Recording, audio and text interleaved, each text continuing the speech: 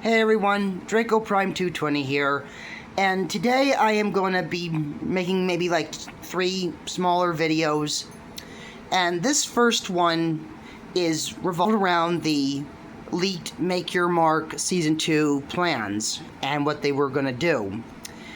And this one I think is going to be a pretty important one, well, I hope, because if anyone does not know, we were going to see the original Main 6 and the new Main 6 of Gen 5 meet each other. And CXCD briefly brought up that the original Main 6 were turned to stone. Why they were turned to stone, we don't know. He doesn't even know. He actually said to me that that's all he knew. Like, all he knew and heard from the official sources is that they were turned to stone. And that no one really knew they were turned to stone, which really is a very, if you think about it, it was so quick that, you know, not even any of their loved ones knew what happened to them. So basically one day they up and vanished in their eyes. And if you really think about it, how dark but also important this is, and I'll get into why it's important. But the dark reason is everyone they loved, their families, the ones they were with, well, for the exception of Applejack and Rainbow Dash, because by the end of the 9th season, it is pretty much confirmed that they are a couple. But if you really think about it, their family members did not know what happened to them, and now they're in a similar situation to the Pillars, where they are pretty much ponies out of time and in a different era of Equestria. And yeah, if you think about it, if you really look at the nitty-gritty of it all, like, for example, Pinkie Pie had cheese sandwich, and she had kids. By this time, her husband and her kids are passed on. Especially Scootaloo and Sweetie Belle and Apple Bloom and Big Mac and Sugar Belle, they're all passed on. Everyone pretty much, for the exception of Spike and Discord and the remaining Alicorns, everyone else that they know, even Starlight, well, I actually don't know because all it says is ponies of legend. So, was Starlight one of those ponies that were going to be turned to stone? I think that would have been kind of interesting that she was put through that position, but I don't know. I'm not going to go to assume that she was.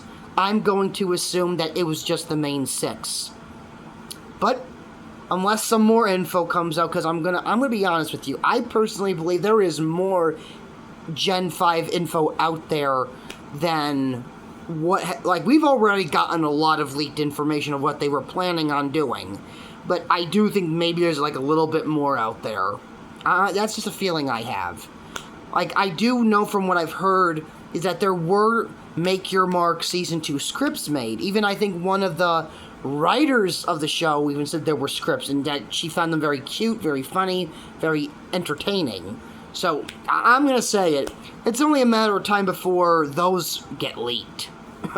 I'm sorry, just the way how things can get so easily leaked right underneath the big corporate companies is astounding to me now these days. Because back in the early 2000s and even before the 2020s, like, it was like a bitch to get things leaked. Now these days it seems so easy to do. So, yeah.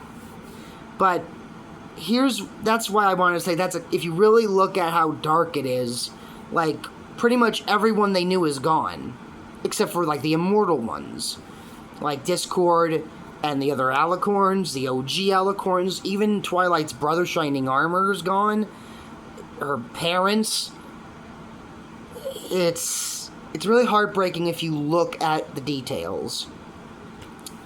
But why I think this could have been a very important important episode, I'm gonna guess that the penultimate episode before the finale, we would have gotten a tease that the Main 6 were turned to stone. I'm not saying they would have automatically been awakened at the end of the penultimate episode, but probably we would have seen like them, like Twilight, going into some room or secret area where they were kept safe, so no pony would get the idea of destroying them, because if we remember from the Storm King, he was turned to stone and he just ended up all over the place. That would have been that was a very grisly fate. So, because I would not put it past any villain, whether new or old, to, if they saw the main six turn to stone, they would, like, take that golden opportunity and destroy them, because they could see them as, yeah, these guys can be a problem. But, why I think it could have been important is because I personally think these two generations, like, I think could have helped. I'm not saying make lovers of Gen 4 and people who love Gen 5 get along completely, but I think maybe a mutual respect for one another. Because I'm going to say it, I really think Gen 5 is the most overly hated generation in MLP history. There's Gen 3, I think, .2, where it involved those creepy baby ponies, and I'm not going to bring up names, but there are some Gen 4 bronies and who love Gen 4 who think Gen 5 is the worst. Gen 3 and those creepy baby ponies, I'll say, is the worst. That's another hot take. Because, to be honest with you, I really think Gen 5 is overly hated. I think it's cruelly overhated when there are worse iterations of MLP to despise. Like, look at Silverquill's reaction to My Little Ponytails in one of the TF2 analysis videos. He's tied upside down and he's being forced to binge watch it, and it looked like he was about to lose his marbles after seeing that. So, yeah, there's worse iterations of MLP than Gen 5. And I'm sorry, I just personally think if this episode happened where the new main six met the Gen 4 main six, and seeing how they had some conflicting opinions and then got along or something, like they were probably going to pass the torch to them, just live out the rest of their lives in this new Equestria, and teach these new ponies and give them their elements. I'm not saying it could have brought in like the Gen 4 and Gen 5 bronies together, but I think it could have brought in a more mutual understanding. And if you think this is it's funny, you can laugh all you want, but seriously, Friendship is Magic taught us that, like, all the dragons, Kieran, all the creatures learning and getting along to be friends, was that ultimate lesson of we may look different, we may act different, we may come from different places, but that does not mean, friendship isn't possible. We can still be different, like different things, look different, act different, come from different places, and we can still learn friendship. And why can that not be passed down to generations? Why can't an older generation befriend a newer generation? I think it could have broadened the fandom more together as a form of mutual respect. And the fact that Hasbro pretty much was planning this, and let's face it, they were and they're not gonna let go of Gen 4. That's why they're in this new My Little Pony series, Forever Friendship. They're bringing back 4 of the main cast, like from Gen 4. And they did say that Applejack and Rarity will be returning, later on in the show. And I'm really kind of stupefied that a lot of people, like, there is a lot of mixed reception. Some people are excited, some people are optimistic, and some people are downright pissed.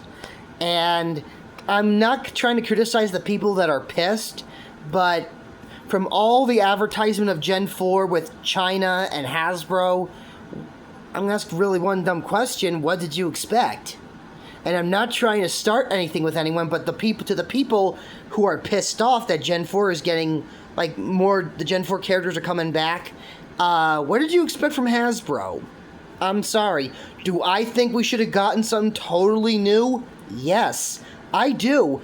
And honestly, if they just stuck with Gen 5 and just wrapped everything up in a nice little bow, we could have gotten something entirely different. We could have gotten a new cast of ponies. We could have gotten a new cast of a new world, new ponies, new species, everything. But Gen 5 was canceled. What did you expect from them? You know, Hasbro knows what works and what didn't. So they're gonna go with the things that they know will make them the most money and the most for toys. I'm sorry, I'm not trying to be a jerk here, but once again, to the people who are all, like, not excited and pissed off, what did you kind of expect? Did you really expect Hasbro not to go through with this? It was kind of inevitable, and I will give credit to all the people who were, like, saying, yeah, they're going to bring back Gen 4. It's not going away. They probably knew what was going to happen before even any of us did. Now, where do I stand in this category of excited, optimistic, and pissed off? I'm not pissed off. I'm just not surprised. But I am excited, but I am curious and optimistic. I'm not those kind of people that I haven't seen the show in motion or, you know, seen how the animation looks, the story. Do I think the 9-minute stuff is a bit ridiculous? Yeah, it is. Bi-weekly? Yeah. That's a bit, like, what the hell? Like, I will admit it's better than Tell Your Tales 5-minute run, because I will say the specials were, like, well, the special we got was better, because at least it felt more like a full-on episode. But if I had to choose between the 5-minute runtime of Tell Your Tale and the 9-minute of Forever Friendship, I would at least go with Forever Friendship, because at least it's a little bit longer to where you can, you know, get more bit of a story there. But, so nothing feels really, truly rushed. Now, would I prefer a 22-minute show? Yes, I would. But like I said, I'm not going to pass judgment until I see the animation, see a few episodes of how the story goes. Really, like, they're really into it. They're excited. They're genuinely happy to be part of this. And once again, I am hoping no one boos them. Like, you're not Tara Strong, you're not Andrea Libman or anything like that, or you're not Tabitha St. Germain. You know, like, really, don't, you know, pull, that was Vito right over there. He's right here near me, see? Don't pull this bullcrap like you did with Misty Bright Dawn's voice actress, which was wrong. Like, I'll say this, Misty Bright Dawn was one of the best parts of Make Your Mark and Tell Your Tale. So, yeah, I'm sorry. I'm not going to pass judgment. I'm not like one of these people that is going to, like, say, oh, I'm not going to watch it because, like, this is what people do with movies. They say, oh, because, like, if they just see it, like, before they even reveal a trailer, they have, like, a still image of a movie, and they're like, oh, it's going to be trash. It's going to be, you know, garbage or something. And then the movie trailer comes out, a lot of people like it, then the movie comes out, makes a lot of money, and then we get a sequel. And then I ask myself, was it worth bashing this movie way before it's ever released? Like, like, these people that do this, like, they judge before a trailer or even the movie comes out. They judge and say it's gonna be trash, it's gonna be just bad, and then the movie ends up being good and getting a lot of money, and then those people are, like, sitting back like, oh, I feel very small. Like, is it worth it? I'm not one of those people. I will pass judgment when I see a few episodes, the story, and the animation. So I'm in that category of I'm excited, but I am optimistic and hopeful. I'm not one of those pissed off people that are like, I'm not giving it a chance. I'm not giving it the light of day. So that's it for this video. I just wanted to really say how I think, how maybe if the Gen 4 Main 6 and Gen 5 Main 6 met each other, it could have helped out. I really think maybe it could have brought the fandom back together as a form of respect. I'm not saying it could have made Gen 5 haters love Gen 5, but maybe say, I can see why you like it. But for right now, that is it for this video. I hope you enjoyed it. If you enjoy this video, please like and subscribe. Please help my channel to continue to grow. It would mean a lot to me. And I will see you all later. So until then, this is Draco Prime 220 signing off. See everyone.